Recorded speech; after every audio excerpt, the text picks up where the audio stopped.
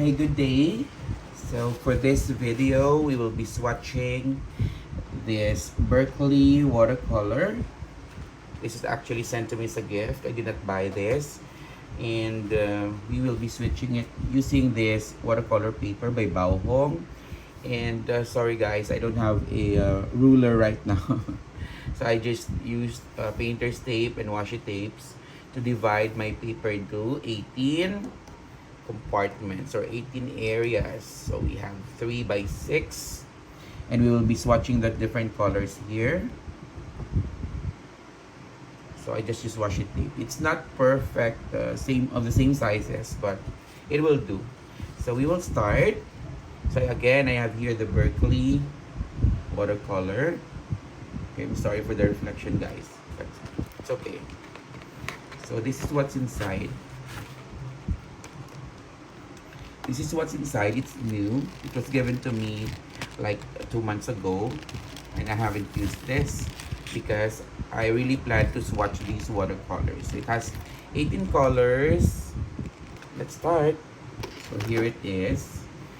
Let's check the tubes. Let's start with it. Let's open this one so we would know what's inside. It's actually my first time to use this or to even see this. I did not do any research about this watercolor tubes. Oh, it still has a seal inside. I mean on the cap. It still has a seal, so I'm just going to punch a hole so we can control the amount that we will be needing. Okay, I'll just punch it with needles or any sharp material, okay? So I'll punch it one by one. Okay, so we are done punching some holes or a hole, a little small hole on the seal of these watercolor tubes. So let's take a look at some of it. Actually, when I was punching some holes into these tubes, the binder got separated from the pigment. So we really need to, okay, I'll show you an example. This is a yellow ochre. And it's not. I'll give you an example. This one, where the binder got separated or separated from the pigment.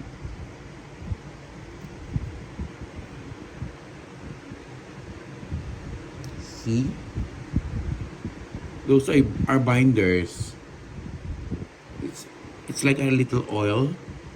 It has a little pigment on it. I'll check the other colors. This one. See, the binder got separated. So what we are going to do is to mix the colors inside by doing this. The tube is very soft, guys. It's made of soft plastic, somehow like a rubber or plastic. It's very soft. So this is what we're going to do to mix again the binder and the pigment. And then we're going to test or swatch each color on our already prepared watercolor paper. So as you can see, I put a black marker here because we are going to swatch the color white here. If there's no black line, you will not really see how it looks like because the paper is almost black. It's almost white, and then we're going to put again another white watercolor.